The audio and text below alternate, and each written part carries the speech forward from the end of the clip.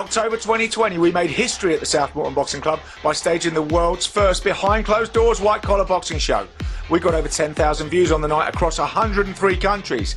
Now we're bringing the live rumble back, bigger and better than before. Follow the fighters in the build-up and vote on the night for your favourites. See all the thrills, spills and skills from the best in white-collar boxing, live and free at the KO Cup.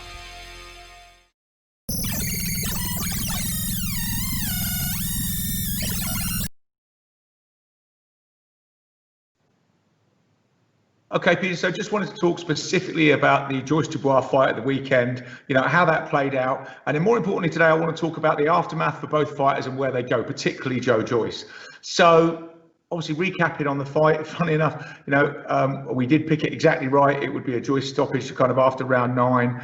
And we had that capitulation from Dubois in round 10. Now, the fight itself I thought was really interesting, really enjoyed it. I mean, I'm a big jab fan. I would say, if you can't jab, you can't fight. This was a battle of the jabs. And, Joyce went out and really used a 2-inch reach advantage, that's all. But that jab was just firing all the time. Didn't let Dubois get set. And he took Dubois' jab away from him. He kept sliding around to his right, sort of getting away from Dubois' right hand while, just sort of getting outside his jab and then just peppering him with that jab all the time. And I think, that the jab was the big telling factor in here.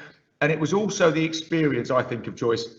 It reminded me a bit of watching Carl Thompson and David Haye in 2004, when Haye was the young hotshot who was knocking everyone out, came up against the experienced, seasoned Thompson, who just kind of soaked up the barrage. And it was just a look in the eye that Joyce had. And I thought he had it through that fight. The same thing Thompson had.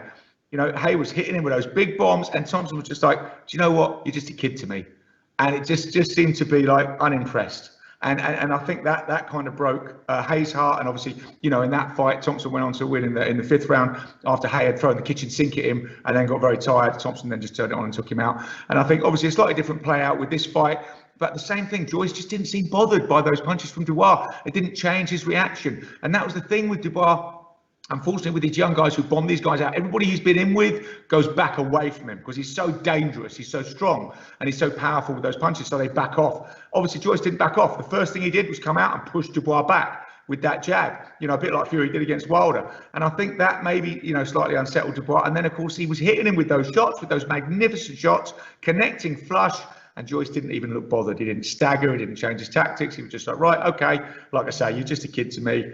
Right, let's get back on the jab. So, and I think that broke his heart a bit. And obviously the ending, now looks like he's got a fractured orbital socket. So it must have been very painful, very difficult to see out of that eye. I think we've got to ask some questions about that. Again, I don't want to just go on about fights it reminded me of, but, Cotto in 2008 against Margarito took a knee after taking a fearful beating from Margarito and kind of took a long while to live that down in his career. He did eventually live it down, got revenge against Margarito. And it turned out Margarito had probably been fighting with loaded gloves in that fight, as he was later exposed against Shane Mosley. But Cotto was heavily criticised for that. Dubois was criticised in the immediate aftermath for taking that knee. But you've got to wonder, he was showing distress in the corner, saying he couldn't see. And I know they were just trying to pick him up. And I heard them say at one point, you're in the fight game, mate. This is it. You've got to go out. But obviously, in hindsight, which is a wonderful thing, would have been better to pull that guy out. If he couldn't see, he was distressed. He wasn't going to push it. I know he was slightly ahead on the scorecard. So very difficult decision for the corner to make. But in hindsight, they'd been better to pull their fighter out, let him fight another day, and let him maybe blame someone else for the stoppage rather than obviously having to do that capitulation in the ring. But, he's a young guy. He's incredibly strong. He's a great prospect. As we said in the recording we did at the preview of this fight, I thought it was slightly too early for him, to go up against someone as seasoned as Joyce. I thought that people were overlooking Joyce's amateur experience, and really making him a 3-1 underdog, which I thought was completely unfair. And so we picked Joyce to win. And I thought it was too soon for Dubois, and it turned out to be so. The problem, again, for him rebuilding as a young, strong guy, obviously he's going to go places, he's going to do things, but he's had that experience of moving up those levels, and those punches just bounce off certain people, They don't move people. So he's got to deal with that. He's also got to deal with the fact of that capitulation and that potential, I'm told it's a definite fracture to the orbital socket of his left eye. Now, Kell Brook was never the same after Golovkin fractured his eye socket. And, he was always worried about that. And again, it's going to be targeted. And the next time Joyce goes in with somebody who's a real contender who can really take the shots, he's going to say, one, he's going to target that eye. and two, he's going to say, I don't think Dubois got that, got the real grit when it gets heavy. Maybe that's unfair. We don't know the exact situations, but I think that's what he's got to contend with. But he's a young guy. He's a hugely exciting prospect. Hope he comes again. I mean, what I drew up earlier, the examples I drew up of what this fight reminded me. David Haye in his 11th fight against Carl Thompson lost, and look what Haye went on to achieve. Absolutely stellar. He learned from that, went on to achieve amazingly. Cotto, like I say, against Margarito, obviously went on, to erase that feeling of capitulation and show his guts and his brilliance in further fights. So it's all there for Dubois. But, moving on to Joyce, obviously really exciting. I do feel he's never had the rub of the green. I feel Joe Joyce should be an Olympic gold medalist. I thought he won that final in Rio in 2016. And if it had the rub of the green, which maybe Anthony Joshua did in his final in 2012, he should be an Olympic gold medalist. He's come up at a time when we have a surfeit of talent in the UK of amazing heavyweights who can dominate the world. I mean, when has that ever happened before? What's the luck of that guy? If we had this Joe Joyce coming through in the 80s or early 90s, we would be fating him. But as it is, we've got loads of them guys, so we just kind of overlook him. So, fair play to him for taking the shot, rolling the dice a bit, and it's come through for him. So where does he go now? Well, obviously he wants to knock on the door of Joshua Wilder, etc. But that's not going to happen immediately. As we've said before, those guys are kind of tied up with each other for the foreseeable. So where else is there to look? Well, Dubois was the number 2 WBO contender. The number 1 WBO contender is Oleksandr Usyk. He automatically became the number 1 after stepping up from the cruiserweight as WBO cruiserweight champion. The WBO champion at heavyweight is Anthony Joshua. So Usyk sits in the number 1 spot, and Dubois was in the number 2 spot. Now, Joe Joyce, having taken that victory, obviously should be in the number 2 spot. And what his team is saying is they would like to see Anthony Joshua stripped if he doesn't defend against Usyk, which he's not going to, because he's going to fight, he's hopefully going to fight Fury early next year. So they're saying, let's get Joyce Usyk on for the WBO belt. Now, I think Usyk Joyce, it's difficult to say one after the other, is a fantastic fight, and I really want to see it. And I'm going to go through the reasons why I think it might happen. But I don't think it's going to happen for the WBO. The reason being, the WBO, like all these sanctioning bodies, are a business. They make their money by charging a percentage of the fighter's purse. So they could strip Joshua and abide by their rules, hand the belt or ask for the belt to be fought for between Usyk and Joyce. And Usyk and Joyce would probably earn maybe $500,000 each for that, and the WBO would get 3% of the purse.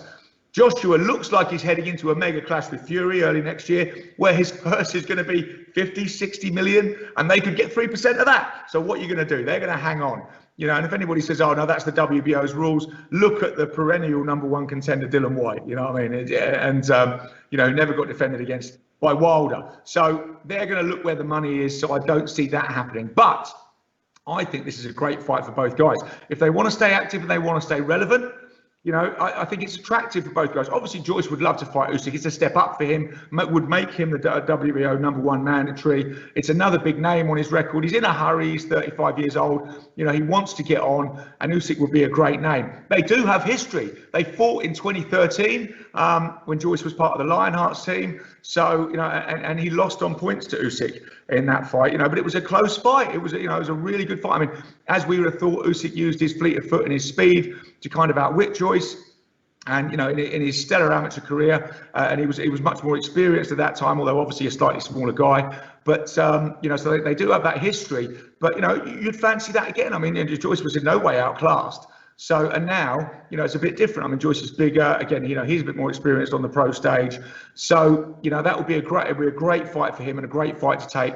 And Usyk now has a name in the UK. He's fought Chaz Witherspoon at heavyweight, and then he's fought Chisora. So, and Usyk may be looking at that. To recap, Joyce must got to fancy that because he's a much bigger guy. He's going to say, if Usyk can't get Chisora out of there, he's going to do nothing to me. These shots are going to be like firing peas at a tank. It's going to be, I can do what I like. I can move in. I can look to land those heavy shots. Let that right hand go after that lovely jab. Keep on the end jab. So Joyce has got to fancy this fight. Usyk, on the other hand, may be looking at it thinking, do you know what? This is what I need. Because they're saying you didn't dominate Chisora, too effectively. Chisora's a short heavyweight, in a way a bit tailor-made for Usyk and his footwork. Joyce is a big guy. Joyce is 6'6", 18.5 stone. So when Tyson Fury says, no, I'll beat Usyk with one hand tied behind my back, and you can choose which hand, and Joshua says he's not interested in fighting Usyk, too small. Well, if he beats Joyce, then he's in the land of the giants, isn't he? You know, he's beaten a real genuine 6'6" guy who can punch, who's got an incredible chin, and he's obviously already beaten him. So I think it's a good fight for Usyk, and Usyk's got to fancy it because of the speed. You know, Joyce showed more head movement than he usually did in this fight against Dubois. That was a surprise. You know, and Dubois didn't move his head very much, you know, and kept catching that jab. So that we thought it was going to be the other way around.